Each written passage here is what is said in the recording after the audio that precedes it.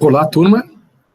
Bem-vindos à nossa segunda videoaula da disciplina Economia Política Clássica, do professor Ricardo Luiz Chaves Feijó, da Faculdade de Economia, Administração e Contabilidade de Ribeirão Preto, na Universidade de São Paulo.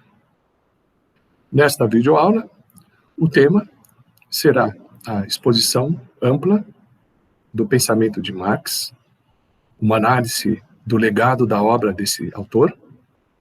Nós vamos expor as principais publicações em vida e póstumas desse autor e faremos uma reflexão ampla sobre o estudo desse legado, com várias considerações introdutórias, e essas reflexões servirão como guia de estudos para vocês e uma introdução ao pensamento de Marx e ao conteúdo de nossa disciplina. Para tanto, nos basearemos como fonte principal o capítulo inicial da obra do professor Raymond Aron, O Marxismo de Marx, em que ele discorre sobre a interpretação do pensamento de Karl Marx. Além das reflexões de Aron, farei uma ampla discussão dos escritos de Marx, separando o que foi publicado e o que não foi publicado, e oferecendo uma avaliação preliminar da importância da obra dele, o peso que devemos e podemos dar a cada uma das suas contribuições individuais, preparando assim terreno para um estudo mais detalhado que irá caracterizar a nossa disciplina. Muito bem, o primeiro aspecto que chama a atenção no estudo da obra de Marx é a perspectiva. Em nossa disciplina, vamos buscar um ponto de vista científico, quer dizer, uma análise objetiva, neutra e científica, criteriosa e embasada da obra de Marx, entendendo Marx não apenas como o economista, mas como o filósofo, o historiador, o pensamento social, o pensador social, o pensador em questões de política e assim por diante. O primeiro aspecto que chama a atenção é qual é a razão de se estudar Marx hoje em dia.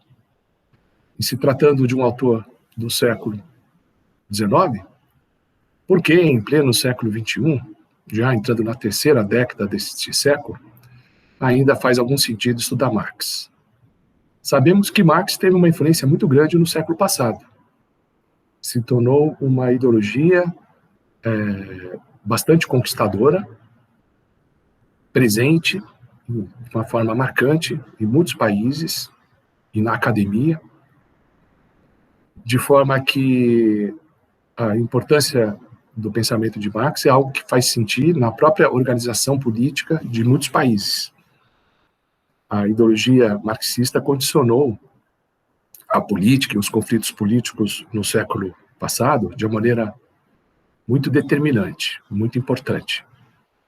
Só isso justifica a importância de se retomar o estudo de Marx, principalmente após a queda do Muro de Berlim, após o chamado socialismo real da Europa Oriental, que desabou. Embora ainda existam países que se autoproclamam marxistas, como China, Coreia do Norte, Cuba e mais recentemente a Venezuela, mas, de qualquer maneira, é uma outra modalidade de marxismo, não é a vertente stalinista, de forma que houve uma certa distensão que afetou no mundo da política e que afetou também a academia. Quer dizer, hoje ninguém que estuda Marx é acusado de sabotador, agitador, subversivo. É simplesmente um tema de reflexão acadêmica para filósofos, economistas, pensadores sociais. Por que estudar Marx? O que esperamos obter com esse estudo? Né?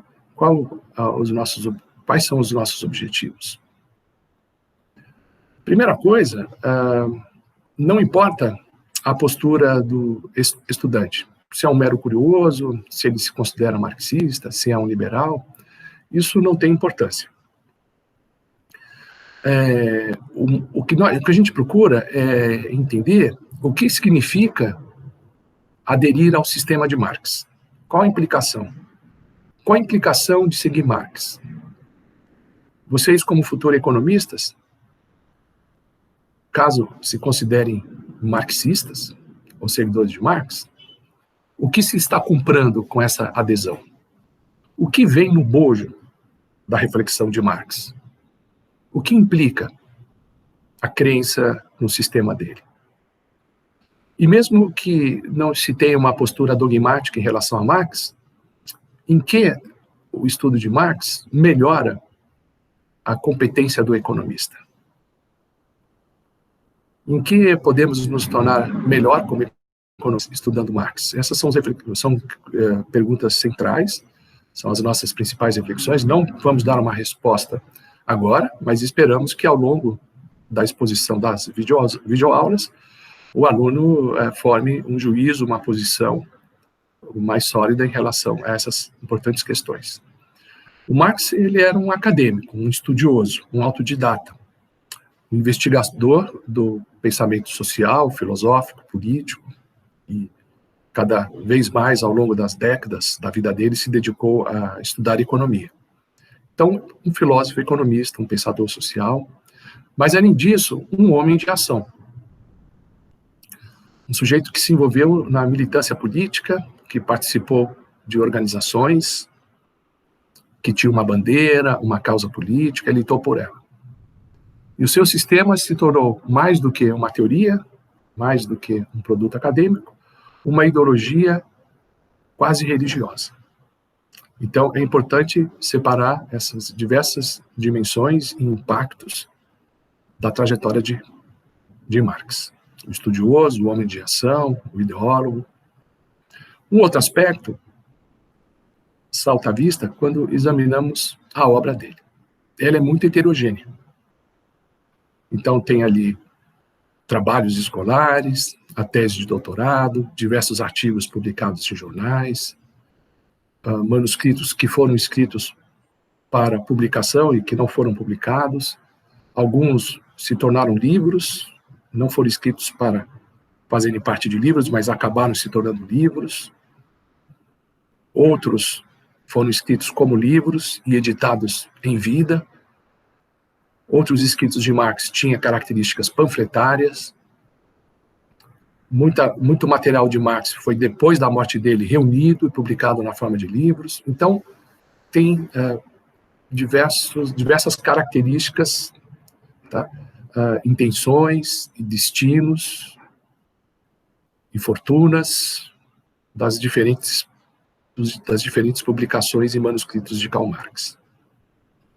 Então, essa massa de reflexões, de escritos, certamente é heterogênea e cada contribuição individual tem uma importância diferente. Ou seja, o estudioso ele deve saber hierarquizar as várias contribuições de Marx e apontar o que ele considera, ele particularmente, um estudioso de Marx, considera mais importante e menos importante da obra dele. Não se pode dar o mesmo peso para tudo. Então é importante estabelecer uma régua, tá? Delimitando o trabalho de Marx, estabelecendo uma hierarquia de importância nas várias contribuições individuais. E o que se examina nesse material? Assuntos de diversas naturezas. É claro, existe um núcleo econômico, que culmina na obra O Capital, de 1867, Das Kapital, esse é o ano da publicação do volume 1 de O Capital, mas existe digressões sobre vários assuntos, sobre filosofia do direito, sobre política, pensamento social, pensamento econômico, geografia, tem diversos aspectos ou diversos temas que compõem a obra de Karl Marx. Então, temos que identificar essas várias áreas. Eventualmente, podemos ter mais interesse numa área específica. Nós, como economistas e os estudantes de economia, naturalmente vão priorizar a obra econômica, principalmente o Capital. Um filósofo pode se interessar mais pelas reflexões filosóficas do jovem Marx, por exemplo, no debate contra os jovens hegelianos e na discussão com Hegel, com o legado do filósofo Friedrich Hegel, filósofo alemão que influenciou bastante Marx, como vocês verão. Então, o filósofo tem essa perspectiva, o economista tem outra. Então, são possíveis diferentes prioridades e diferentes abordagens. Depois de estabelecer a hierarquia e delimitar as diversas áreas de estudo das reflexões de Marx, cabe ao estudioso determinar onde está o centro, onde está a inspiração central da doutrina de Marx. Tá? Quais são as hipóteses fundamentais que devem ser assumidas para que o sistema se mostre coerente? Quais são as grandes linhas de pensamento que afluem do legado de Marx? Quais as implicações da contribuição de Marx, das reflexões de Marx nos vários temas? É preciso identificar os grandes livros produto das reflexões de Marx. Que obra de Marx pode apropriadamente ter o status de obra científica? Que obra de Marx deve ser vista apenas como manuscrito preparatório, apenas como uma observação de um trabalho em processo? É o Marx tentando? É o Marx interagindo consigo mesmo? É o Marx na autorreflexão? Quer dizer, certas obras de Marx são indícios do processo de pensamento dele. Outras obras são produto acabado das reflexões. Então é importante separar a obra que representa trabalho em processo e a obra que é um produto final, acabado, bem delimitado e refletido pelo Marx. Então é importante separar isso.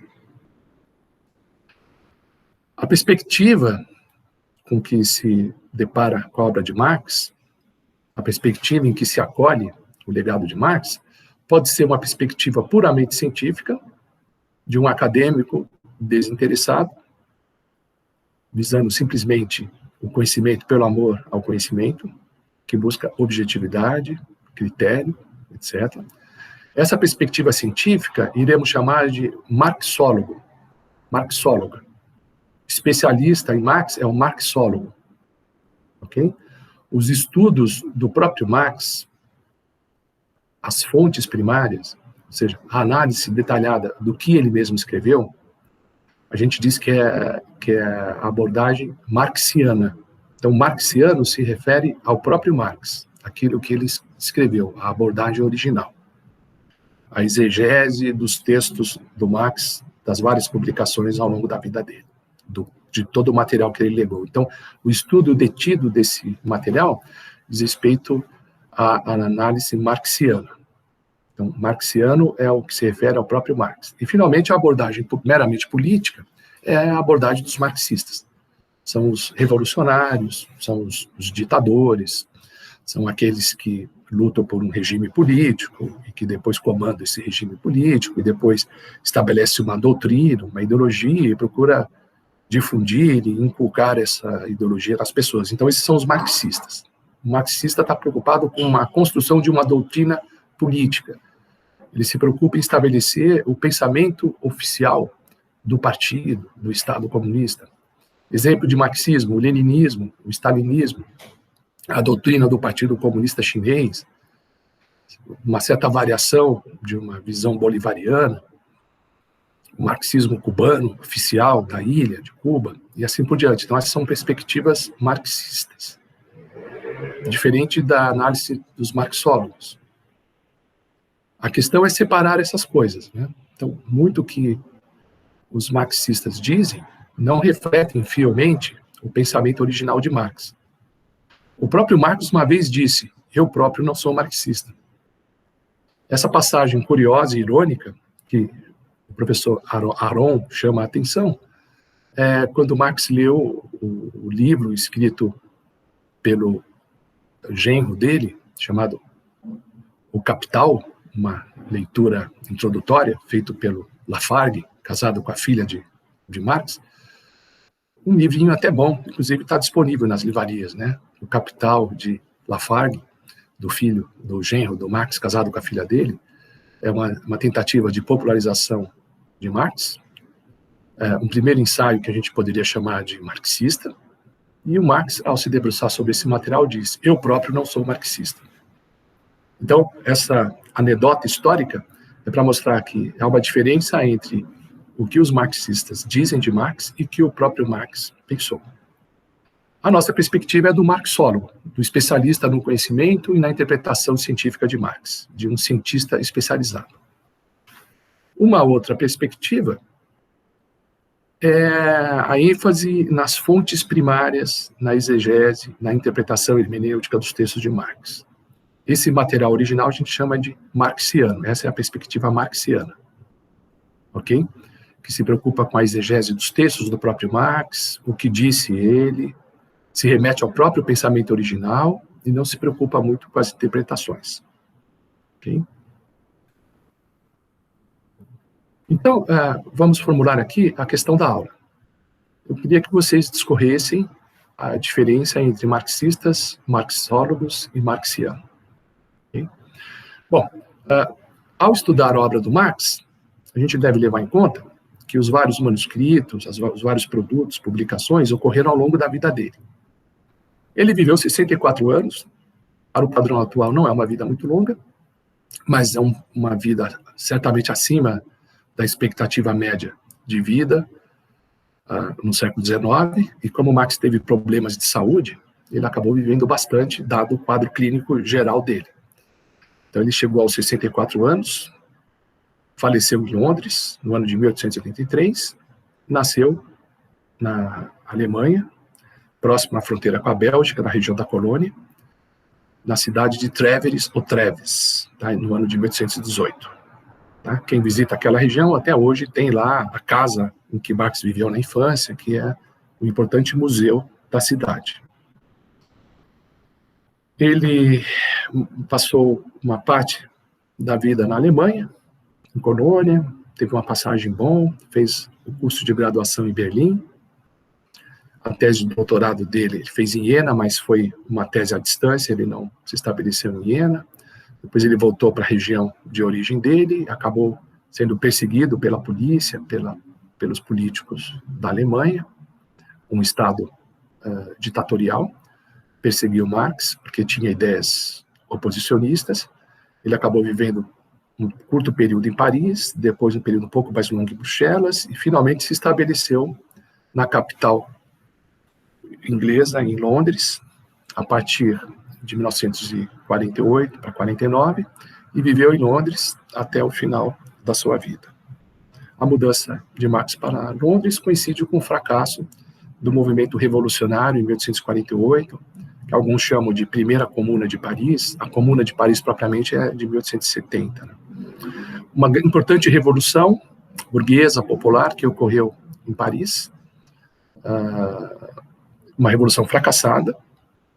O Marx não se encontrava em Paris no auge da Revolução, ele estava em Bruxelas, acabou sendo perseguido também nesse outro país e finalmente pôde se estabelecer com mais tranquilidade em Londres. Tranquilidade em termos, né? Ele passou por dificuldades financeiras, etc., mas ao longo do curso, da exposição, das videoaulas, eu vou comentar mais aspectos biográficos de Marx. Em geral, as contribuições de Marx, elas são separadas em dois períodos, tá? O que é produto do jovem Marx e o que é objeto de trabalho, produto do trabalho do Marx maduro, ou velho Marx. O período do jovem Marx, ele vai desde a tese de doutorado dele até o Manifesto Comunista, aproximadamente entre os anos de 1835 e 1848. O Manifesto Comunista é o divisor de águas. A partir de então, Marx publica escritos da fase madura, e nessa fase, a principal ênfase foi no estudo da crítica da economia política. Então, o jovem Marx pode ser caracterizado como Marx filósofo e o Marx maduro como o economista. O Manifesto Comunista é o projeto, o ponto de partida inicial de um projeto, que é a crítica da economia política inglesa, que finalmente deságua, em meados da década de 1860, na publicação do Capital, do volume 1 da obra O Capital, que é formada por 3 volumes ou tomos. É uma trajetória em que Marx se desloca do objeto de atenção, de reflexão dele, da filosofia para a filosofia do direito, filosofia política, questões de política, tá? A interpretação da história e, finalmente, a análise econômica. Diversos desses manuscritos são textos de circunstância, ou seja, eles apareceram dentro de um debate específico, no âmbito da disputa pela liderança dos movimentos revolucionários.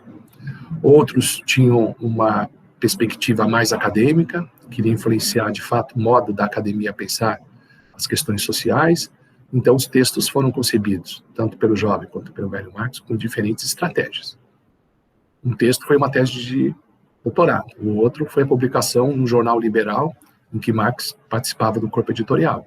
O outro aparece como resposta a um outro revolucionário, por exemplo, A Miséria da Filosofia, uma resposta a Proudhon, num ambiente de disputa pela liderança no movimento revolucionário.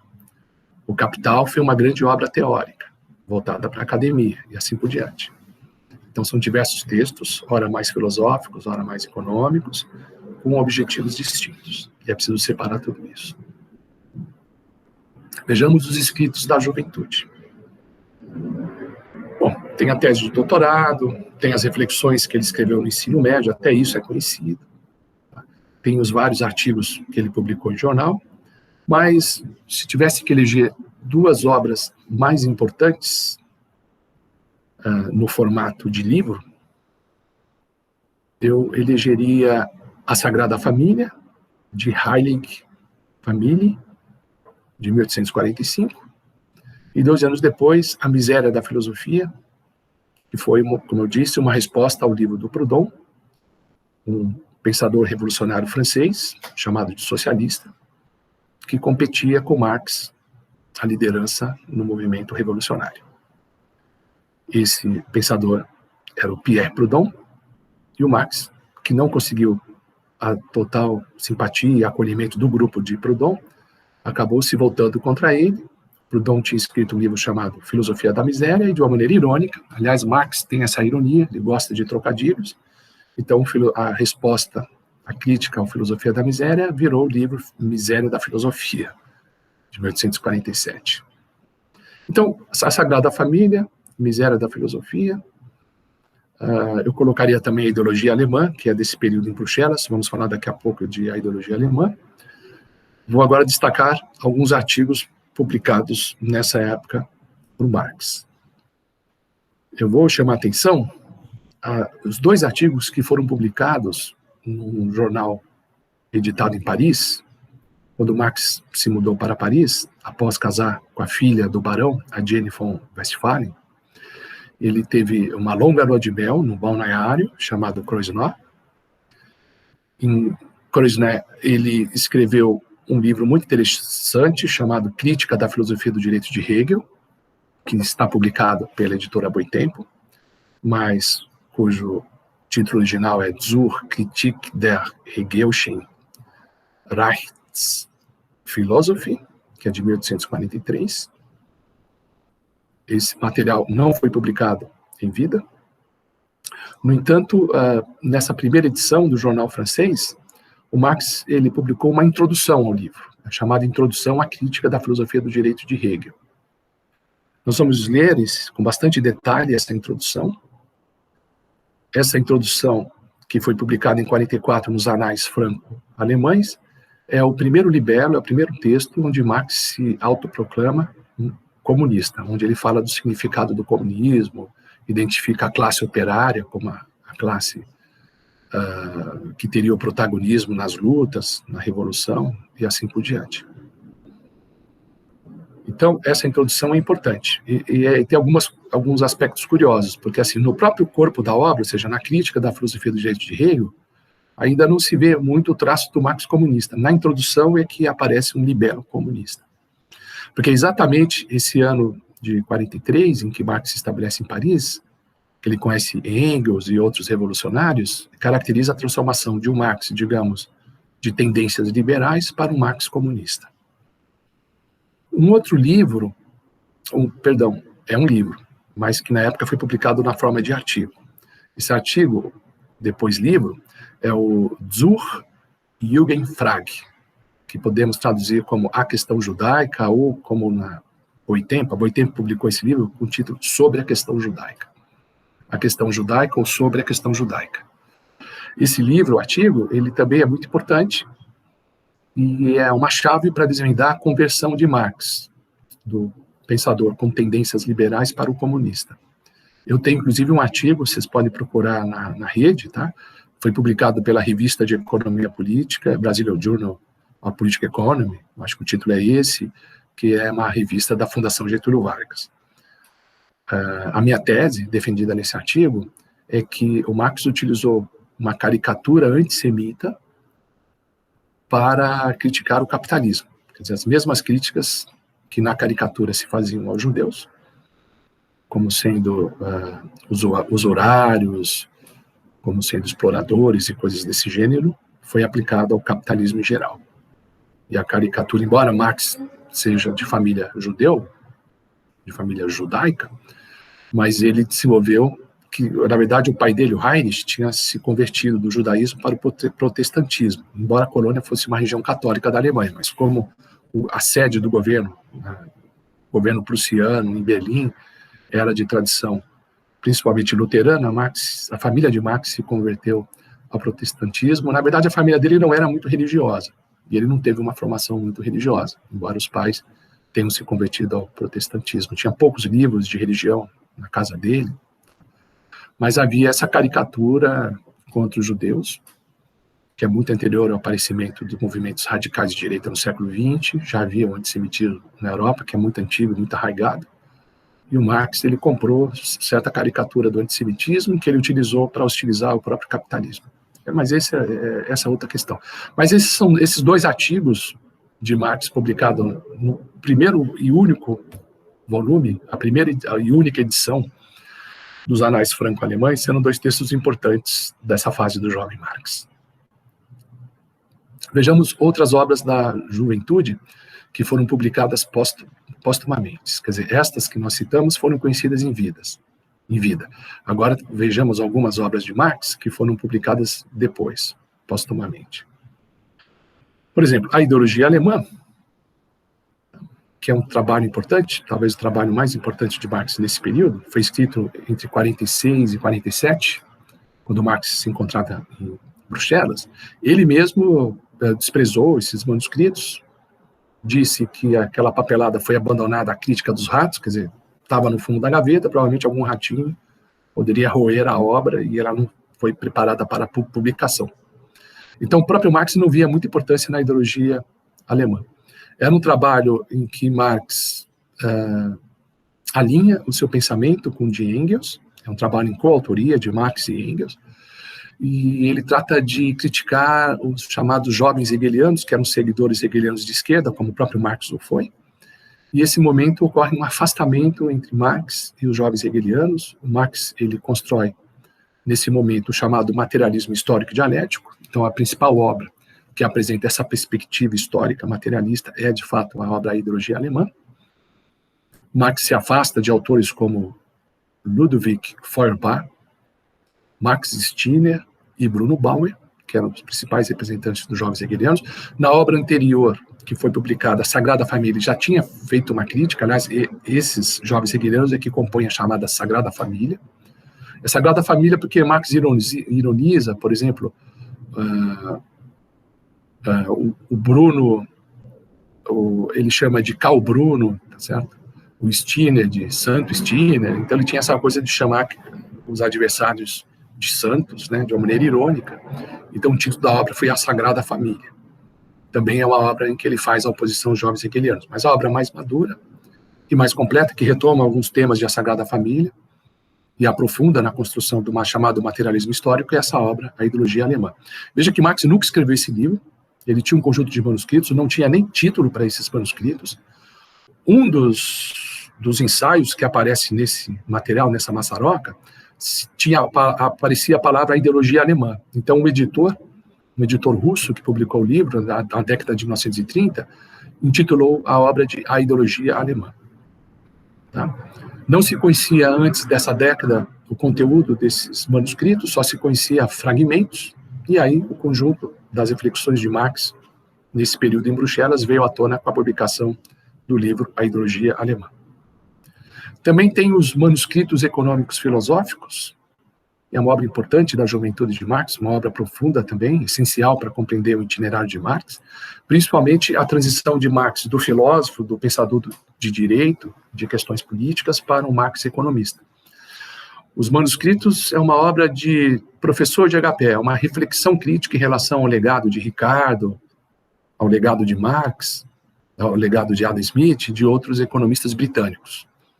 É o ponto de aproximação de Marx com a escola econômica dos ingleses. Veja que o Marx é alemão, ele não se interessou pela tradição de pensamento econômico na própria Alemanha. Quando ele migrou da filosofia para a economia, ele se sentiu atraído pelos economistas ingleses. Então, os manuscritos é uma obra juvenil, que está disponível, foi editada pela editora Boitempo. Ele está disponível, mas de uma maneira fragmentária, incompleta. Mas, mesmo assim, o pouco que restou, que pode ser resgatado desses manuscritos, é uma obra que vale a pena ser lida. Uma importante reflexão. O próprio Marx considerava essas duas obras indignas de publicação, ultrapassadas. Na fase madura, ele relegou esses manuscritos. No entanto, os marxólogos atuais dão grande importância a essas duas obras. Quer dizer, o fato do autor não ter dado muito peso, muita importância para elas, não significa que elas não tenham peso e importância.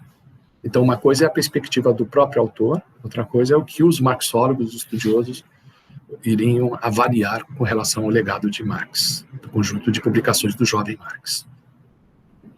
Então, é aquilo que diz o professor francês, Guaron, que devemos estabelecer uma própria régua para medir a importância das várias contribuições do jovem Marx, porque o autor não é o juiz supremo quanto à importância respectiva de seus diferentes trabalhos. Então, o próprio marxólogo faz esse juízo. Então, devemos ler o conjunto de escritos de Marx e estabelecermos nós mesmos, a partir da leitura, a importância que se deve atribuir a cada obra. Então, esse Marx da juventude, dessas obras que eu citei, algumas publicadas em vida, outras publicação póstuma, como a Ideologia Alemã, retratam o pensamento do Marx jovem, que podemos ver que é mais o filósofo hegeliano do que o economista. A partir de então, na década de 1840, ele caminha em direção à economia, à sociologia e campos do pensamento social. Na época de juventude, ele formula, principalmente na obra A Ideologia Alemã, uma concepção da história. Ela foi formulada ali, tá? E aparece uma síntese bastante interessante na década de 1850. A década de 1850 é o trabalho do Marx economista, alguns escritos preliminares, preparatórios para o Capital, que seria a síntese dessa crítica à economia política. Ele tem um manuscrito chamado, exatamente esse nome, Crítica da Economia Política, e aparece um interessante prefácio. No prefácio desse manuscrito, Marx sintetiza a sua visão ou concepção da história. É claro que esse prefácio ele é bastante sintético. O melhor guia para a compreensão do chamado materialismo histórico e dialético, que é a visão da história de Marx, é a própria leitura da obra A Ideologia Alemã. Mas o prefácio é interessante, tá? Como texto de síntese, que tem também um vigor político, tá? Tem digamos assim, uma força política. Então, vale a pena a leitura desse prefácio, que nós faremos ao longo dessa disciplina. Aqui eu listo as demais obras do jovem Marx que não foram comentadas. O que aparece em vermelho, eu vou me dedicar ao restante dessa videoaula, principalmente para a listagem e o comentário das contribuições de Marx, do jovem e do Marx maduro. Eu tenho uma biblioteca particular, com bastante livro, com muitos livros de Marx. O que for da minha biblioteca vai aparecer nos slides em vermelho, e eu sempre vou enfatizar a tradução e a editora que publicou para a língua portuguesa, a nossa bela língua. A Boitempo publicou praticamente tudo de Marx, boa parte, praticamente, se você reunir os livros da Boitempo, dá quase a obra completa de Marx. Eles ainda não chegaram a isso, mas estão caminhando. Tem a publicação, pela ordem cronológica, dos escritos de Marx no ensino médio. Tá? São chamados escritos ficcionais, dos quais se destacam os ensaios Escorpião e Félix, e o ensaio Ou Lanem.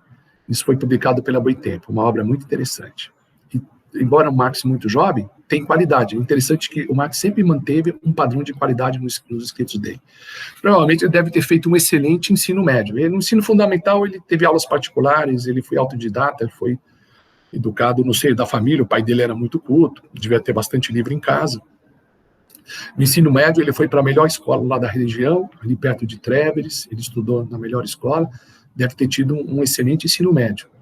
Então, você percebe no jovem Marx, quase adolescente, já um escritor de uma cultura respeitável, tá? Que escreve muito bem, que vai dominar muito bem o alemão. Então, esses escritos ficcionais juvenis foram publicados pela Boitempo, é a primeira obra que chama a atenção. Depois, a tese de doutorado, que se intitula A Diferença entre a Filosofia da Natureza de Demócrito e a de Epicuro. Foi publicado recentemente pela Boitempo, e a data original dessa tese de doutorado é de 1841. É um trabalho muito bom. Demócrito e Epicuro são filósofos importantes. Tá? Eles não são contemporâneos, há uma distância de mais de 2 séculos entre Demócrito, que é mais remoto, né, e Epicuro. Ambos são filósofos materialistas, mas que têm uma concepção um pouco distinta do materialismo. Nós vamos utilizar o livro do Eduardo Gianetti, A Ilusão da Alma, que eu citei na primeira videoaula de apresentação do curso. Nós vamos, em 2 capítulos, oferecer uma apresentação introdutória, um tanto esquemática, de Demócrito e de Epicuro. Esse foi o tema da tese de doutorado de Marx, um trabalho de qualidade.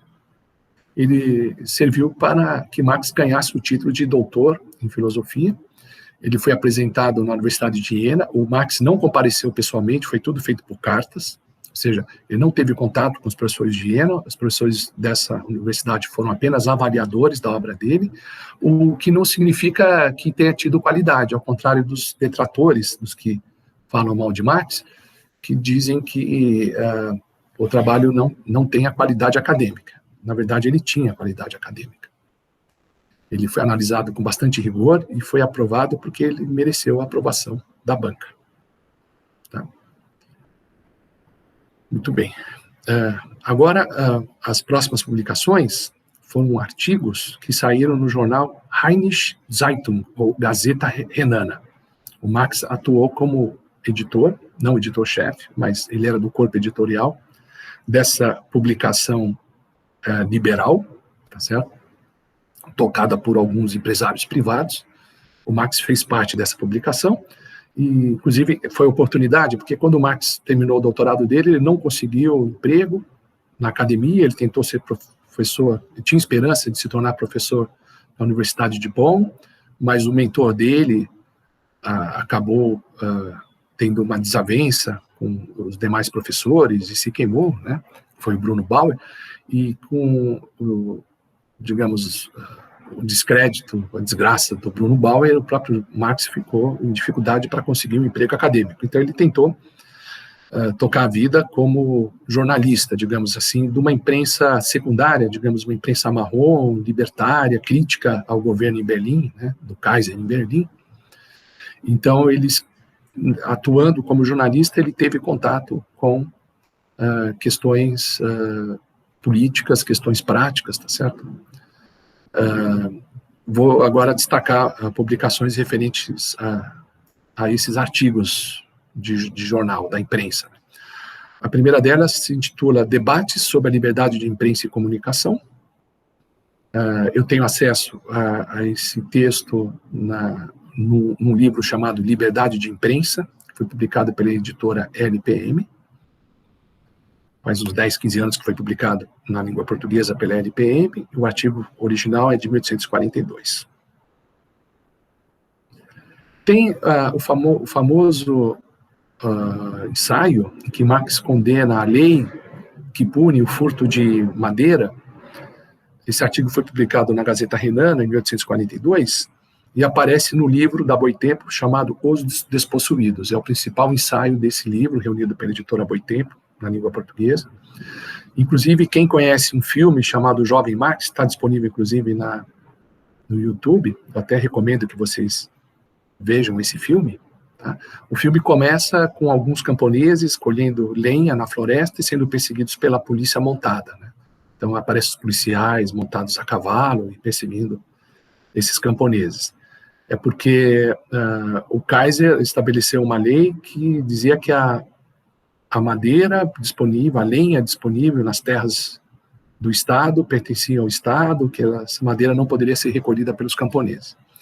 E aí o Marx vai dizer que o direito de propriedade, tanto propriedade privada quanto a propriedade do Estado, não significa que se possa impedir que as pessoas tenham acesso aos seus bens de primeira necessidade, ainda mais em terras devolutas, sendo que essa madeira está livremente disponível, que não fica muito claro a quem pertence a quem possa pertencer essa madeira, que o direito da propriedade privada é relativo, etc. Então, essa primeira discussão, caminhando, digamos, na direção do comunismo, mas Marx ainda é um pensador liberal, a perspectiva desses artigos é liberal ainda, tá? Então, aparece no livro Os Despossuídos. Em 1843, Marx se afasta desse jornal, a Gazeta Renana, e está se preparando para uma mudança de colônia, né, para Paris. O Marx escreve a crítica à doutrina do Estado de Hegel, e depois, em Lua de Mel, ele vai escrever a crítica à doutrina, a filosofia do direito de Hegel, que nós já comentamos anteriormente. Tá? Eu não conheço a crítica à doutrina do Estado de Hegel, portanto, não aparece em vermelho, não consta na minha biblioteca. Nesse ano aparece o artigo que acabou sendo publicado. Nesse ano, em 44, ele vai publicar o artigo A Questão Judaica, que virou o livro da Boitempo, A Questão Judaica. Né? O que eu chamo a atenção é que nesse livro, A Questão Judaica, na edição da Boitempo, aparecem as cartas a Arnold Hugh. O Arnold Hugh, inclusive, que convidou Marx para participar do jornal do periódico em Paris. E essas cartas trocadas entre Marx e Hugh são bem interessantes, e aparece um anexo no livro da Boitempo, A Questão Judaica, que reúne essas cartas a Arnold Hugh. Depois, já agora no ano de 44, aparece os excertos dos elementos de economia política de James Mill, que é considerado o embrião dos manuscritos econômico-filosóficos que seria desenvolvido em Paris. Tá? Eu não conheço esses excertos, provavelmente boa parte dessas reflexões foram incorporadas nos manuscritos econômico-filosóficos.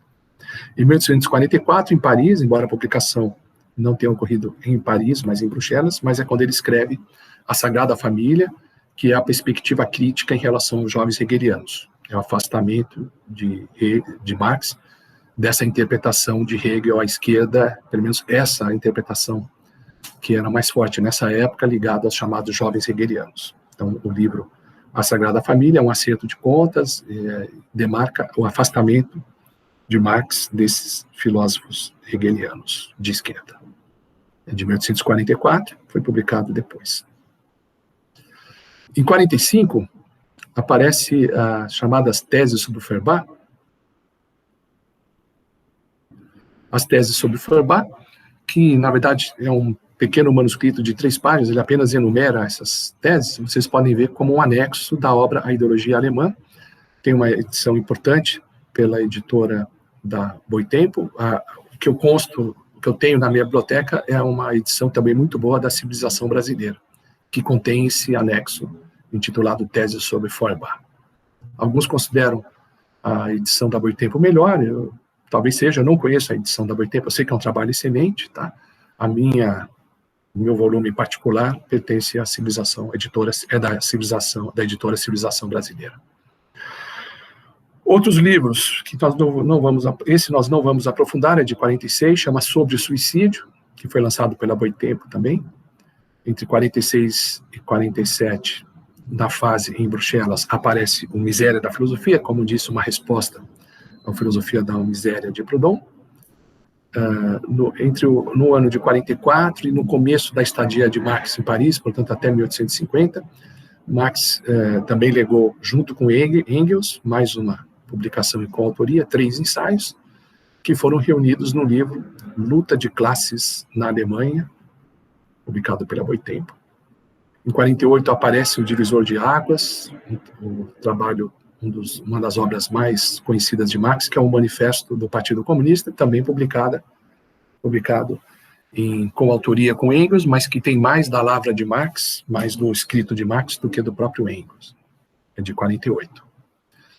Um outro escrito dessa mesma época, Demandas do Partido Comunista da Alemanha, escrito também com Engels, que não faz parte da minha biblioteca.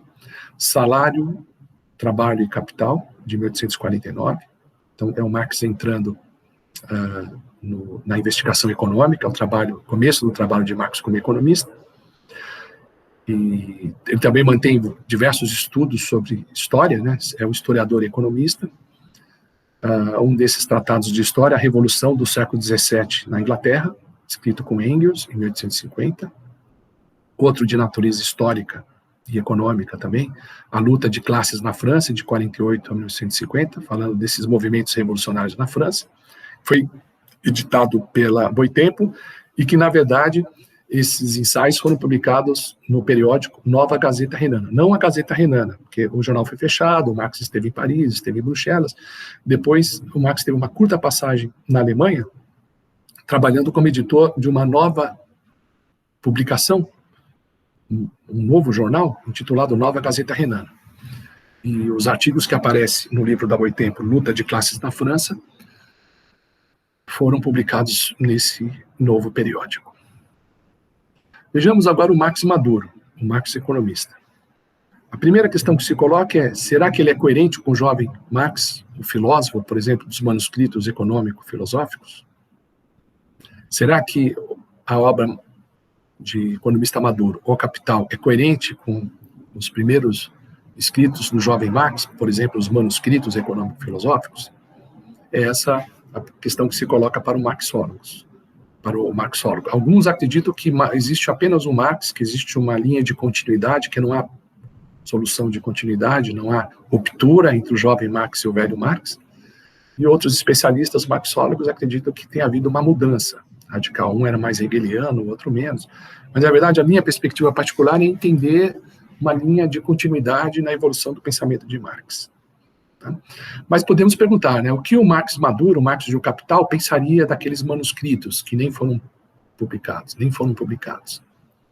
O que o Marx, quando publicou o volume 1 do Capital, em 1867, que foi o único que, de fato, ele editou e publicou em vida, o que esse Marx pensaria da filosofia hegeliana? Esse Marx é hegeliano? Muitos intérpretes modernos tendem a achar que sim, que Hegel é fundamental para entender o Marx economista, o Marx de O Capital. Mas o Marx não escreveu sobre filosofia na fase madura. Então, cabe ao marxólogo tentar decifrar, né, a influência de Hegel na obra do Marx economista. Mas se coloca essa pergunta, né, o que ele pensaria da crítica filosófica nessa fase madura em que ele estava dedicado à economia? Okay?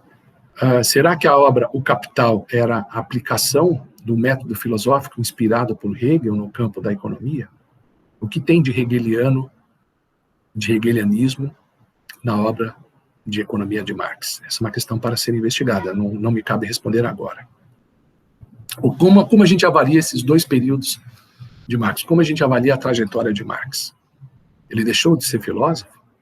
Ele se desinteressou por questões filosóficas? A economia dele era apenas um debate com os economistas britânicos, tratando de questões técnicas da economia política, sem remeter ao fundo filosófico? Qual a importância do pano de fundo filosófico na construção do Marx economista? Essas são questões que o marxólogo procura investigar e responder.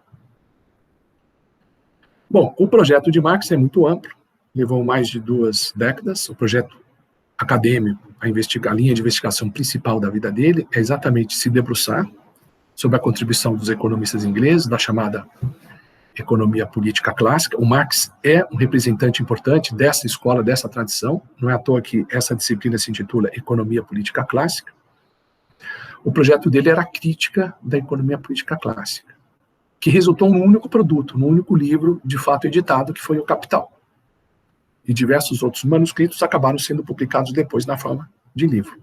Então a gente pode dizer que existe um único livro acabado. E os demais são manuscritos, é um trabalho em processo, uma etapa preliminar, não é um livro acabado. E, na verdade, o próprio Capital não é acabado, não foi totalmente concluído pelo Marx. Ele concluiu o volume 1. O volume 1 é da Lara de Marx, o sumário é dele, o material é todo dele, a organização do conteúdo é dele. Ok. O livro 2 e 3, não. O volume 2 e 3 do Capital, ele foi editado póstumamente pelo Engels, reunindo os manuscritos de Marx. Os manuscritos preparatórios, ainda na fase preparatória, para a publicação que seria o volume 2 e o volume 3. Não tem muito de Engels, foi praticamente tudo escrito por Marx, mas a organização, o sumário, é do Engels. Tá? Então, de fato, não há nenhum livro acabado, totalmente acabado, legado pelo Marx Maduro. Tá? Então, o que seria o resultado final, acabado, desse projeto de se fazer uma crítica da economia política, não se conhece, ficou em aberto. Ok? Mas existe todo esse material que nos permite delinear, acompanhar, rastrear o pensamento de Marx nessa crítica à economia política. É importante a leitura do prefácio do Para a Crítica da Economia Política, um fragmento que só foi descoberto em 1902, está disponível na coleção Os Pensadores. Esse prefácio que eu já comentei, ele integra, digamos, a visão de história com a contribuição econômica, ele antecipa o projeto de Marx para a crítica da economia política. Então, a leitura desse prefácio é importante. Aparece, em termos da minha biblioteca pessoal, né, aparece na coleção Os Pensadores, dedicada a Marx, e esse prefácio aparece, inclusive, numa melhor tradução, no livro Contribuição da Crítica da Economia Política, publicado pela Martins Fontes, que publicou esse prefácio também.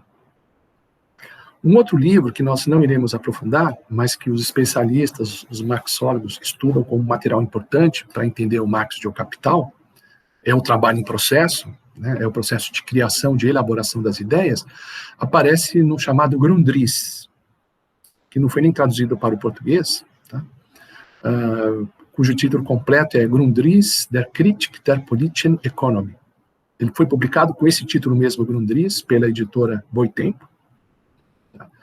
Esses manuscritos foram escritos entre 57 e 58, são escritos preparatórios de O Capital, no momento em que Marx elabora suas ideias. Alguns consideram a primeira versão inacabada e imperfeita do livro O Capital, tá? Ou do tomo 1 do Capital. Foi descoberto em 1923 e depois lançado em diversas línguas e teve algumas traduções para o português. A mais recente é essa da editora Boitempo, com o nome Grundrisse. Está na minha biblioteca também. Bom, com relação à principal obra do Marx economista, do Marx Maduro, o Capital, ou Das Kapital, com K maiúsculo, né, do alemão. Aliás, Marx escreveu só em alemão, o Capital. Ele chegou a supervisionar a tradução que um amigo dele, Engels, estava fazendo do volume 1 do alemão para o inglês, mas o Marx só escreveu em alemão.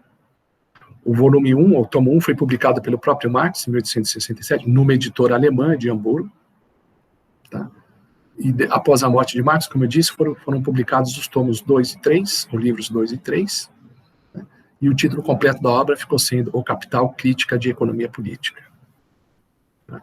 Lembrando que os livros 2 e 3 representam um mero ajuntamento, uma trituração dos manuscritos de Marx, que foram localizados por Engels, e o Engels é que cuidou do sumário, ele que organizou esse material. Então, esses dois volumes têm um pouco do Engels também. A questão que o marxólogo se coloca é o seguinte: será que se Marx tivesse trabalhado até a publicação dos volumes 2 e 3, ele teria feito da mesma maneira que Engels? O que Marx teria mudado a esse respeito? Essa questão que se coloca. O que tem do próprio Marx? O que é viés da interpretação do Engels? Então, podemos confiar totalmente apenas no volume 1 como sendo uma obra puramente de Karl Marx. Então, fazendo esse sumário da contribuição de Marx, nessa fase, os produtos resultantes da investigação numa crítica da economia política, o marxólogo, diante desse material, se pergunta: qual o significado dessa crítica? Qual é a fórmula central, a fórmula fundamental? Como podemos reunir esses fragmentos, né, do conjunto da obra de Marx para chegar a uma síntese do que seria a fórmula fundamental? Como interpretar isso? Aí há uma discussão entre os especialistas, há diferentes perspectivas, né? O Joseph Schumpeter, o grande economista, que também era um grande especialista em história do pensamento econômico, na sua obra História da Análise Econômica, considera Marx um ricardiano de esquerda, um discípulo de Davi Ricardo, que se insere na tradição da economia política inglesa do século XIX. Havia outros ricardianos de esquerda. Certamente esses ricardianos anteciparam alguns aspectos da obra de Marx. Schumpeter coloca Marx como o mais brilhante dentre esses ricardianos de esquerda. Muitos marxistas não gostam dessa aproximação, porque, de fato, nenhum desses ricardianos teve influência de Hegel como Marx. Nenhum deles era alemão, nenhum deles buscou essa síntese original, essa combinação original da filosofia alemã com o pensamento econômico inglês. Então, eu particularmente acho um pouco forçada essa identificação de Marx como um mero ricardiano de esquerda. Certamente, Marx tem muito de Ricardo. A principal referência dele no pensamento econômico clássico é Davi Ricardo. Ele usa conceitos, ele usa uma parte do método abstrato de Ricardo, mas ele elabora uma crítica, ele recoloca as posições de Ricardo, ele introduz novos conceitos, ele interpreta diferente esses conceitos. Por exemplo, a teoria do valor-trabalho de Marx, embora fale também no trabalho, fale no valor, no trabalho como um fundamento do valor, mas é diferente do trabalho incorporado de Ricardo. O trabalho em Marx é substância social, é um conceito que tem tensão dialética, bem diferente do que fazia Ricardo. Então, essa interpretação talvez não seja muito justa ou precisa. E há outras interpretações também que nós vamos trabalhar ao longo do curso. Voltando, então, qual é o sentido da crítica da economia política? O que tem de positivo, o que tem de forte, o que tem de impactante nessa crítica? Quais são as deficiências dela? Ela se aplica à interpretação da realidade capitalista? Ela, de fato, identifica os processos que ocorrem nesse tipo de sociedade, que Marx chamou de modo de produção burguês? É uma boa descrição do modo de produção burguês? Ele interpreta corretamente? Ele consegue, de fato, explicar o modo de funcionamento fundamental de uma economia capitalista? Bom, um aspecto importante da visão de Marx é que a economia é uma ciência, a economia política é uma ciência cujo objeto é o modo de produção burguês. Não é uma ciência que trata de um fenômeno universal, cujo objeto esteja presente em todas as etapas históricas em todos os países. Ela tem um foco específico. Ela estuda uma formação histórica. Tá? É uma análise econômica ligada a uma perspectiva histórica e a uma perspectiva filosófica também, que ela se volta para o estudo de uma etapa no desenvolvimento das sociedades, etapa caracterizada como um modo de produção burguês. Então, a etapa, as sociedades evoluem por etapa. A história é vista como uma sucessão de etapas, exatamente como em Adam Smith. Aliás, Marx tirou isso de Adam Smith. Lembrem em HPE que o Smith fala em sociedade primitiva, sociedade avançada ou civilizada, o critério do valor era no outro critério do valor era outro, numa se falava em trabalho comandado, trabalho incorporado. Então, aquela classificação histórica, a identificação de etapas históricas de Adam Smith está presente em Marx. Essas etapas históricas, em cada etapa dessa, Marx identifica um modo de produção. Então, tem um modo de produção dos antigos, escravocrata, tem um modo de produção asiático em certos países do Oriente, um modo de produção medieval, um modo de produção burguês e o futuro modo de produção comunista. Então, você tem diferentes regimes econômicos em cada etapa histórica. Então, A perspectiva do Marx é estudar um objeto, que é uma formação histórica, num certo momento, numa certa etapa da história. Então, a economia, ela se aplica, o pensamento da economia política se aplica ao estudo dessa etapa histórica. E ele não vê isso nos economistas políticos ingleses. Os economistas da Inglaterra escrevem como se a economia fosse uma coisa universal, sempre existiu. O Marx vai dizer, não, vocês estão analisando uma sociedade burguesa. É a economia burguesa que vocês estão analisando.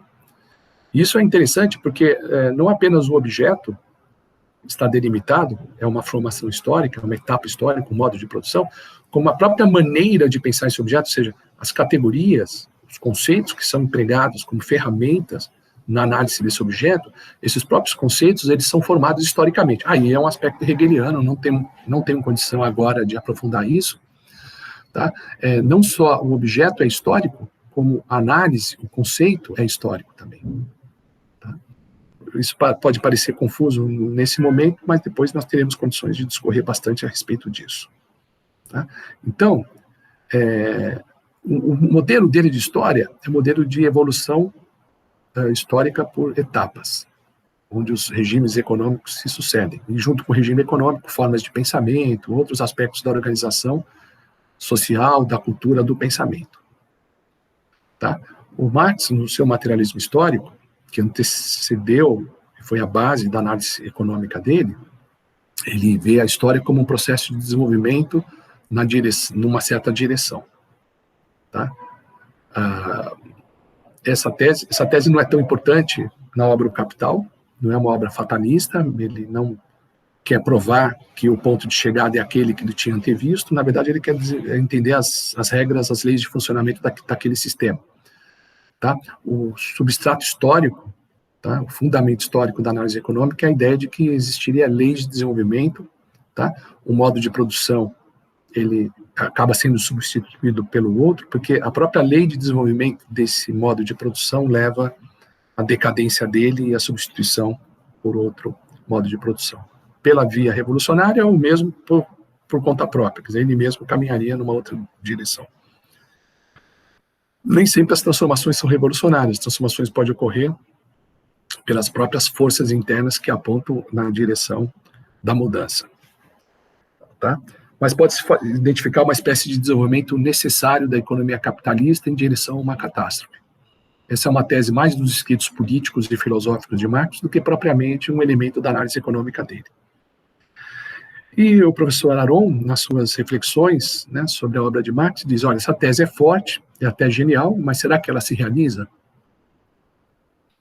A ideia de que as categorias do pensamento econômico, como eu falei, a perspectiva hegeliana, possam ser explicadas pela realidade econômica, é uma tese que de fato se realiza? É assim que o pensamento funciona? Sem dúvida é uma inovação metodológica importante, com forte influência hegeliana. Mas será que essa tese ela é realizável? Essa hipótese forte, de fato, se verifica na realidade? Essa é uma questão que os marxólogos procuram averiguar. Bom, voltando então a uma avaliação ampla do legado de Marx, então vemos que os textos estão em diferentes estados de acabamento. O envolvimento com a economia começa na fase filosófica do jovem Marx, depois ele vai se dedicar só a isso, né? O primeiro tratado que mostra o Marx se iniciando no contato com os economistas políticos são esses manuscritos econômicos filosóficos, um texto inacabado, como nós vimos. O Marx só tinha 25 anos quando escreveu esses manuscritos. Será que esse texto é absolutamente rigoroso? Vimos que ele é incompleto, né? Mas as partes que se salvaram, qual é o status dela? Qual a importância desses manuscritos? Representa um estudo acabado, uma visão bem consolidada, ou é apenas um ensaio, um esforço? São reflexões que Marx escreve principalmente para ele mesmo, né? Que faz parte do processo de amadurecimento das ideias. Faz parte do posicionamento de Marx em relação ao legado de Hegel. Marx vai se acomodando em relação a esse legado. Ora mais crítico, incorpora algumas coisas, rejeita outras. Certamente são textos de autorreflexão. Tá? Então, é importante a gente separar o manuscrito acabado e pronto para ser impresso que na palavra alemã a gente utiliza o termo Druckreif, okay? Por exemplo, o volume 1 de O Capital, ou a Miséria da Filosofia, esses foram textos escritos para serem publicados. E a ideologia alemã, os próprios manuscritos e tantos outros que foram guardados entre papéis que são, digamos assim, são embrulhos, né? Okay? Simplesmente um apanhado de papéis, né? Que não estavam prontos para ser publicados, não foram escritos pensando numa eventual publicação. Então é necessário separar, criar uma hierarquia entre os manuscritos de Marx. Pode ser que algo que seja simplesmente um embrulho, um manuscrito, não voltado à publicação, tenha um grande valor e seja uma chave importante para desvendar o pensamento de Marx. Mas a gente tem que pensar na intenção do autor ao elaborar esses produtos. Tá? Então, de fato, o livro editado por Marx em Economia é o volume 1 de O Capital. Esse é o produto único da obra do velho Marx, do Marx Maduro. Tá? Obviamente, todo o conteúdo do projeto de crítica da economia política não se resume ao volume 1 de O Capital. É possível, na análise da contribuição econômica de Marx, é necessário, tá, juntar os outros manuscritos, não só os tomos 2 e 3 de O Capital. Tem um tomo 4 também, mas esse é da lavra de Engels. O Engels escreveu um complemento ao Capital. Vamos tirar o tomo 4, isso é Engels. Mas o tomo 3, 2 e 3, que tem muito do Marx, tem que ser acrescentado também nessa análise, é fundamental. Nós vamos incorporar os 3 volumes, precisa dos 3 volumes. Tá? E também o conjunto de manuscritos, principalmente da fase do Marx Maduro, do Marx economista. De posse de todos esses produtos, o Marx volta à questão: qual é o centro vivo do pensamento de Marx? Tá? Após navegar pelos manuscritos, ajuntamentos, os embrulhos, os textos avulsos de Marx, a que conclusão se chega? Aqui está um apanhado das obras do velho Marx, né, da fase propriamente do Marx economista, mas que tem muito de trabalho de historiador também. Novamente, em vermelho, representa as contribuições que eu tive mais contato, que fazem parte da minha biblioteca particular. Então, listando, a partir de 52, Revolução e Contra-Revolução na Alemanha, neste ano, o 18 Brunário de Louis Bonaparte, eu tenho uma tradução da Paz e Terra, foi publicado em 52, a tradução que eu tenho, se eu não me engano, é da década de 1990, o 18 Brunário de Louis Bonaparte, uma obra muito importante de Marx, uma obra de cunho historiográfico. Tá? Depois, Revelações sobre a Colônia Comunista de Trial, deste mesmo ano, desconheço.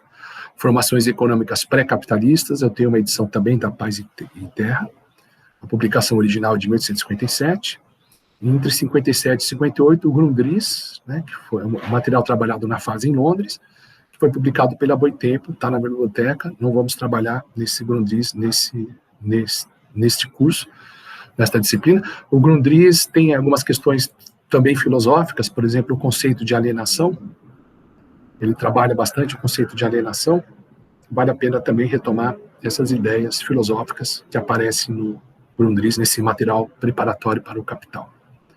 Depois aparece a contribuição para a crítica à economia política, cujo prefácio é importante, eu já citei, né? Como eu disse, eu tenho a edição da Martins Fontes, foi publicado em 1859, é um material posterior ao Grundrisse, portanto. E um pouco depois dessa contribuição, há um conjunto de escritos de Marx, né, que aparece num livro da editora Autêntica, tá? Da coleção Economia Política e Sociedade, da editora Autêntica, cujo título é Para a Crítica da Economia Política, manuscrito de 1861-63, e eu possuo os cadernos 1 a 5, que aparecem nessa edição, e o terceiro capítulo de O Capital em geral. Tá? Isso aí, originalmente, esses manuscritos, esses embrulhos, eram conhecidos como Teorias da Mais-Valia, volume 1 a 3. Tá? Então, essa é uma obra importante do trabalho em processo, né, dos manuscritos do Marx economista. Depois, o Proclamação na Polônia, texto mais de história e de política, um texto de economia chamado Salário, Preço e Lucro, que eu tenho da editora Centauro, foi publicado em 1865, 2 anos antes do volume 1 do Capital, que aparece exatamente aí em 67. Foi publicado por uma editora alemã, em Hamburgo, o Capital, volume 1, a única parte publicada pelo Marx em vida. Outro trabalho do Marx, Abolição da Propriedade da Terra, em 69, em 71, Resolução da Conferência de Londres sobre a Ação Política da Classe Trabalhadora, um manuscrito escrito junto com Engels, voltado ao movimento revolucionário. A Guerra Civil na França, publicado pela Boitempo, a análise histórica de Marx da Comuna de Paris.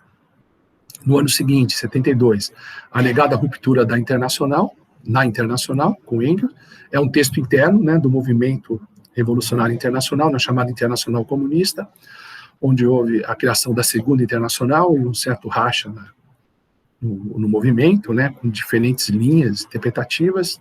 Aqui um texto que Marx escreveu com Engels, falando dessa ruptura. Relatório para o Congresso de Hague, em 1872, o Congresso da Internacional Comunista. Depois, em 75, conspectos do livro de Bakunin, Estatismo e Anarquia. Bakunin, que acabou se tornando um adversário de Marx e Engels no movimento internacional comunista. Depois, nesse mesmo ano, também escrito com Engels, o manuscrito para a Polônia. Depois, uma série de ensaios e cartas, algumas de Marx, outras de Engels, outras de ambos os autores, foi publicado pela Boitempo. Então, o livro da Boitempo, Luta de Classes na Rússia, reúne diversos ensaios e cartas escritos entre os anos de 1875 até a morte de Marx, 1883, e alguma coisa pelo Engels, avançando no tempo até 94. Crítica ao Programa de Gotha, de 1875, foi publicado recentemente pela editora brasileira Boitempo. O Programa de Gotha é o programa do Partido Social Democrata da Alemanha, que se dizia marxista, mas o Marx discordou de algumas teses no programa desse partido, está aí a publicação. Depois, em 79, Reformistas no Partido Social Democrata da Alemanha, é um texto partidário, né, escrito com Engels, também no debate interno do movimento comunista. Nesse mesmo ano, Carta Circular a Bebel, Liebknecht, Braque et al., quer dizer, uma carta voltada aos líderes do movimento comunista alemão, escrita também com autoria com Engels. Em 1880, Notas Marginais sobre o Lehrbuch der Politischen Ökonomie de Adolf Wagner. Então, é o Marx, professor de HPE, historiador do pensamento econômico, como o Marx dos manuscritos, o jovem Marx, aqui falando do grande economista chamado nacionalista, né, alemão, o Adolf Wagner. Depois, no ano de 1880, introdução ao programa do Partido dos Trabalhadores Franceses, e a partir daí, Marx falece em 83, obras póstumas. O Capital, volume 2, publicado por Engels em 85, e Engels publica o volume 3 em 1894. Então, esse é um apanhado do conjunto de obras de Marx. Algumas questões fundamentais, voltando a elas, né? Então, pegando a principal obra de Marx, o Capital, o que tem de filosofia nessa obra? O quanto Hegel é importante para compreender o Capital? O Marx, de 1867, é o filósofo de 1844? Ele não escreve sobre filosofia, mas ele tem a filosofia como referência da obra dele como economista.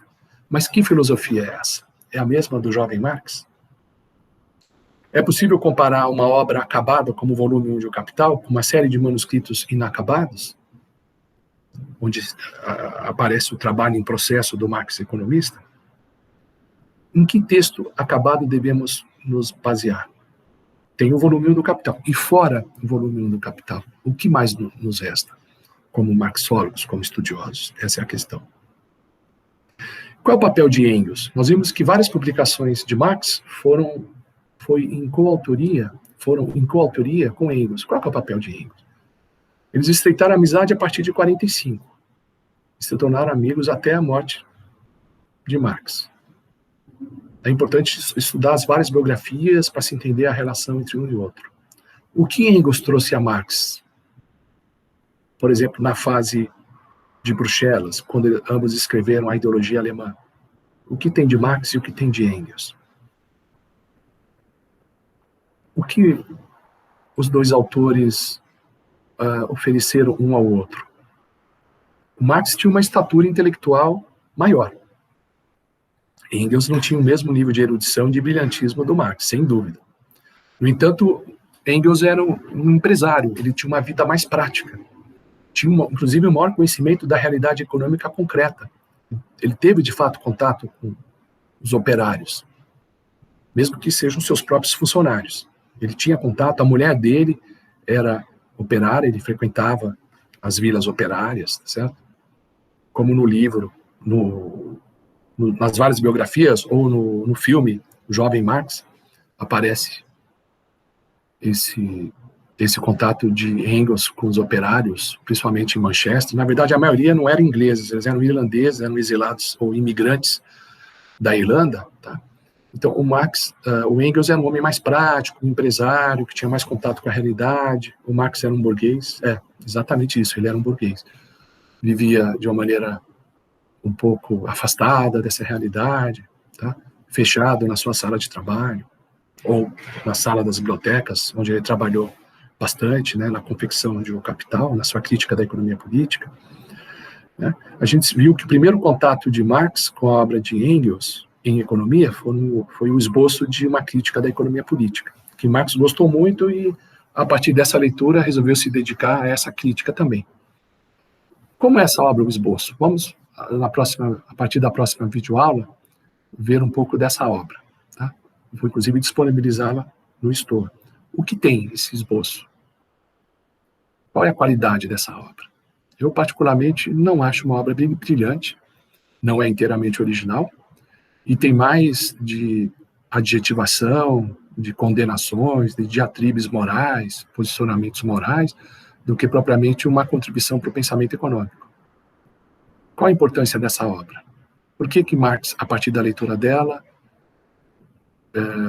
empregou todo seu potencial intelectual, né, todo o seu poder mental, na crítica da economia política? Marx era um gênio. Né? Engels era um homem prático, e era um agitador, era um homem de ação. Tá?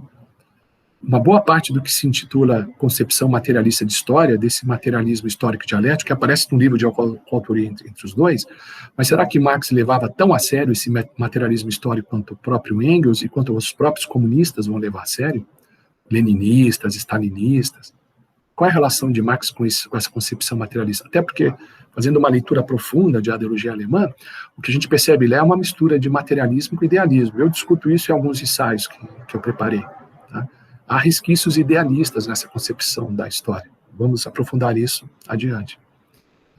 Será que Marx se reconhece nesse materialismo, na interpretação que Engels confere a ele, depois dos marxistas? Certamente, como assevera o professor Aron, a concepção materialista da história não é o ponto forte da obra de Marx. No entanto, essa perspectiva é bastante enfatizada por Engels. O Engels tem, digamos, no conjunto da obra, tem 3 obras mais importantes. Tá? O Anti-Düring, a dialética da natureza, e... Bom, tem o do socialismo utópico ao socialismo científico, mas o Anti-Düring, parte do Anti-Düring está nessa terceira obra aqui. Então, vamos ficar em 2, o Anti-Düring e a dialética da natureza. O que o Marx acharia dessas obras de Engels? Ali tem uma filosofia materialista, a concepção materialista da história, que é mais de Engels do que de Marx. E qual é a concepção de Marx? O Anti-Düring, eu tenho esse livro, tá, na minha biblioteca, eu tenho um pequeno número, uma parte da biblioteca dedicada ao Engels também. O Anti-Düring, o resumo, né, como ficou conhecido, um livro chamado O Senhor Eugen Düring Revoluciona a Ciência. Uma resposta de Engels ao filósofo Eugen Düring, que ofereceu a sua própria versão do socialismo, que queria, inclusive, substituir o marxismo, né? A pretensão da obra era produzir um levantamento enciclopédico dos problemas filosóficos, científicos e históricos do campo socialista, tá certo? E aí o Engels oferece uma resposta ao Düring, criticando a concepção de Düring, nessa obra chamada Anti-Düring, tá? Que foi publicada depois como parte da obra do socialismo utópico ao socialismo científico. Aqui é o conjunto dos livros de Engels que eu tenho na minha biblioteca particular. Esboço de uma crítica da economia política, que vou disponibilizar para vocês no Store. A situação da classe trabalhadora na Inglaterra, um livro de história interessante. É um livro que teve impacto na época. Inclusive foi traduzido pela Boitempo. O Antidúnio também tem a tradução da Boitempo. A Dialética da Natureza, que curiosamente foi o primeiro livro desse campo marxiano que eu li, campo marxista, digamos assim, que eu li ainda muito jovem, quando eu era estudante de física, a Dialética da Natureza, que é do Engels, mas tem alguns comentários de Marx, algumas notas de rodapé que foram influenciadas por Marx, tá? Eu tenho da edição Paz e Terra. O livro A Origem da Família, da Propriedade Privada e do Estado, como eu comentei, eu tenho uma edição da Livros Scala, dessa editora. Então tá. Então nós temos os escritos filosóficos do jovem Marx, as reflexões de cunho filosófico do Engels. Veja que na fase economista, quando Marx se afastou da temática filosófica, quem cuidou mais de filosofia foi o próprio Engels. Inclusive reinterpretando e tentando sintetizar, ou fazendo uma versão mais acabada das próprias reflexões filosóficas de Marx. Mas essa filosofia é do Engels, não é do Marx. Não é exatamente a filosofia escrita nos manuscritos do jovem Marx, é uma interpretação do Engels. E, curiosamente, os escritos filosóficos do Engels tiveram muita influência no marxismo oficial, mais do que os escritos filosóficos do jovem Marx. Inclusive, os marxistas ortodoxos, dogmáticos, não gostam dos escritos filosóficos do jovem Marx. Eu, particularmente, gosto muito do jovem Marx filósofo. Será que Marx concordaria com o pensamento filosófico de Engels? Qual é o status da filosofia de Engels? O professor Aron, e eu concordo, não é uma filosofia de primeira grandeza. Não é o testamento filosófico de Marx. Então, essa filosofia de segunda categoria é a do Engels, não é a filosofia do Marx, algo que ele pensou e não escreveu, ou escreveu ainda jovem, mas não está no nível nem dos escritos filosóficos do jovem Marx. Qual a relação da perspectiva filosófica autêntica do Marx com a sua contribuição em filosofia, em economia? Qual é o papel das interpretações históricas de Marx na própria obra do Marx economista?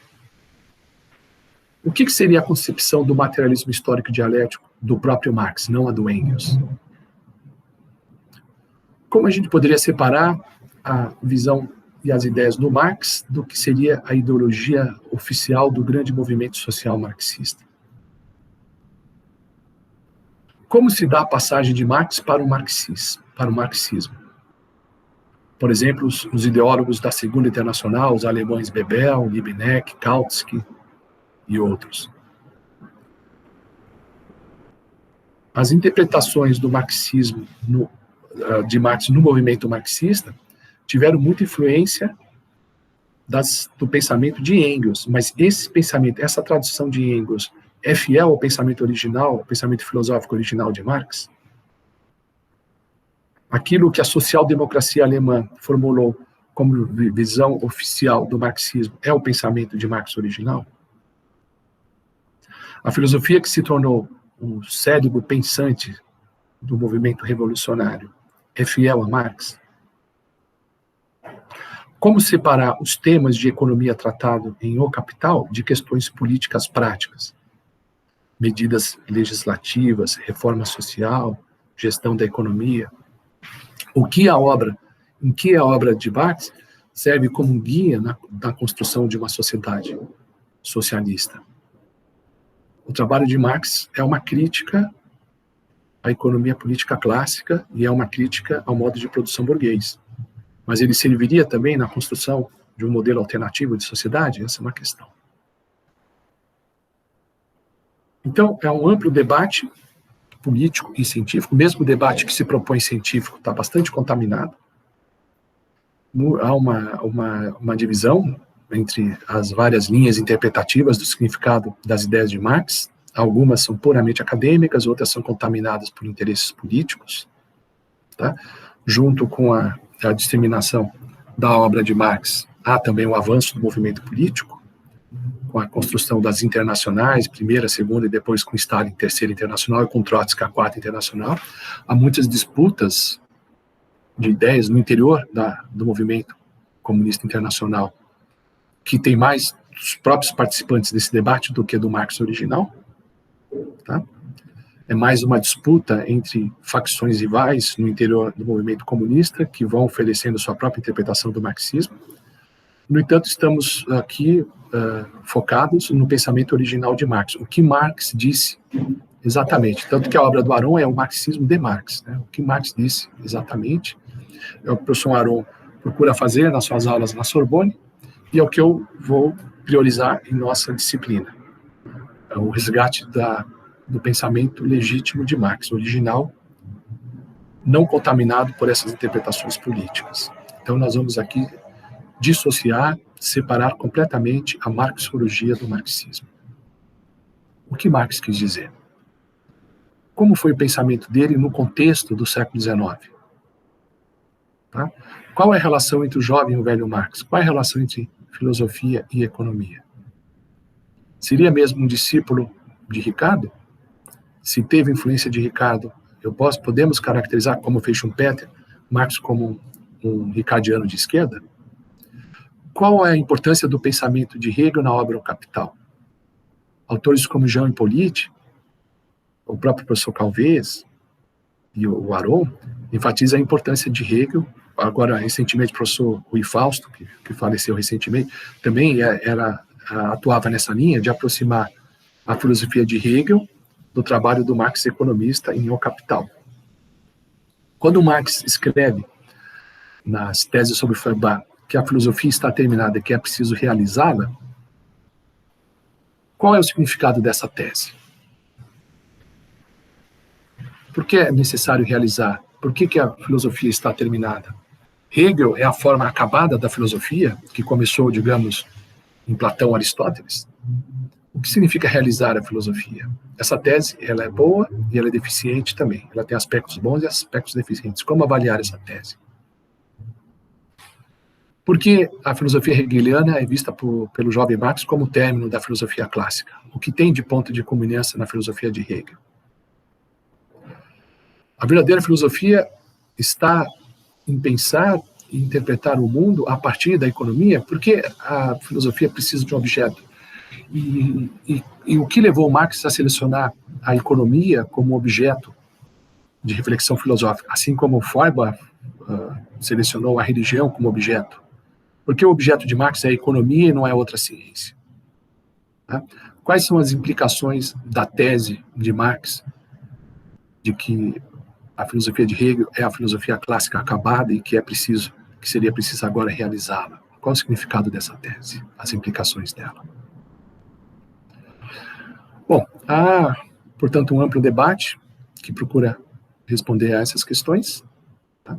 Há tentativas revisionistas na marxologia. Tá? Em certos momentos se enfatizam aspectos da obra de Marx, se elege um conjunto de manuscritos e de livros acabados como os mais importantes, ora se aponta para outros. O Lukács deu uma contribuição muito importante em mostrar a importância do pensamento hegeliano do jovem Marx e separar a filosofia de Marx da filosofia de Engels. Tá? O marxismo oficial, como disse, não gosta dessa linha de interpretação de George Lukács. Tá? Qual a importância da filosofia do jovem Marx? Eu considero muito importante. Lukács também. O Aron reduz a importância dessa perspectiva filosófica. Tá? Embora o próprio Aron não se considere um marxista, mas sim um marxólogo. Bom, e finalmente, na parte final dessa videoaula, eu ofereço um guia de literatura marxista. Tá? Além dessas fontes primárias que eu citei, e do próprio trabalho do Aron, e de tudo que aparece na bibliografia da própria disciplina. Vamos fazer um levantamento. Intelectuais militantes da Segunda Internacional, cito os escritos de Kautsky, Hilferd, que foi ministro das Finanças da República de Weimar, e autor da obra O Capital Financeiro. Cito também os autores Max Adler e Fritz Adler, autores austríacos, o autor alemão Otto Bauer, e os autores russos Plekhabov, Bukharin, o próprio Trotsky, que tem escritos interessantes na interpretação marxista, e o Lenin, que também dá uma contribuição, uma obra do Lenin aparece, O Capitalismo como Etapa Superior socialismo como etapa superior Não, Imperialismo como etapa superior do capitalismo, uma obra interessante, foi traduzida na coleção Os Economistas, tá? Tem lá o Lenin, a obra do Lenin é importante também, que são os construtores do marxismo, né? Não são marxólogos, são marxistas. Há também a literatura clássica soviética, como a obra dos padres Gustav Vetter e Goshenevsky. Há uma literatura chinesa, inclusive a obra de Mao Tse-tung, que o Mao Tse-tung chamava a sua obra de desenvolvimento criador do marxismo. Tá? Ele dizia que não era realmente uma marxologia, um marxismo científico, mas uma criação a partir do marxismo.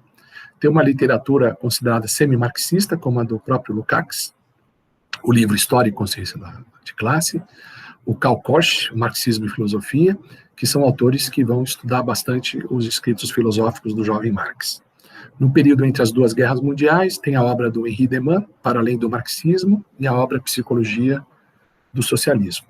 No período pós-guerra, eu cito a obra do marxólogo Maximilian Rubel, muito importante, Harry Acton, que faz uma crítica ao marxismo soviético, a minha obra predileta, que está na minha biblioteca particular, do Padre Calvez, que é o Pensamento de Karl Marx. Eu tenho a edição da editora Tavares Martins, de 1962, uma tradução excelente do original em francês, tá? E também com bastante estudo e interpretação das obras do jovem Marx. E um outro padre francês, vale a pena citar, que é o Padre Biot, um padre jesuíta, e também, no campo da economia marxista, Henri Bartoli, outro autor francês. Em alemão, citaria nessa literatura de marxólogos Heinrich Popitz e Erich Trier. Eu cito também um autor austríaco liberal, o von Bawerk, da escola austríaca, que faz uma discussão entre o marginalismo, as novas ideias marginalistas dessa escola e o marxismo, faz uma crítica interessante ao marxismo, que aparece na tese, na dissertação de mestrado do professor Guena, que eu citei na bibliografia do curso, tá? O livro do professor Lichtenheim oferece uma introdução ao marxismo, eu chamo a atenção também dessa fonte. E, finalmente, eu vou listar alguns trabalhos que aparecem na minha biblioteca, que eu tenho um certo apreço por eles, e já me dediquei a eles. O livro A Crise, da Crise do Marxismo, Introdução ao Debate Contemporâneo, do professor Perry Anderson, que oferece um balanço das transformações do pensamento de esquerda, que fala dos paradoxos da evolução do pensamento marxista desde a metade dos anos 70, e oferece uma interpretação estruturalista do marxismo e critica em alguns aspectos o estruturalismo. O livro do professor Arthur Gianotti, Certa Herança Marxista, que é muito interessante, que aplica a mensagem de Marx na compreensão de aspectos da contemporaneidade. Enfatiza a obra de Marx como uma crítica da racionalidade capitalista. O grande tratado do professor Roman Rosbowski, Gênero e Estrutura de O Capital, de Karl Marx, um livro bastante denso, pesado, mostrando a evolução do pensamento do Marx economista, comparando os trabalhos em processo, principalmente a obra Grundrisse e as teorias da mais-valia, com a formulação final em O Capital. Os vários livros do geógrafo David Harvey, que é um best-seller, um grande popularizador da obra de Marx, e eu tenho vários livros desse geógrafo, e eu cito aqui o Para Entender o Capital, que eu considero uma genial exposição, bastante didática, tá?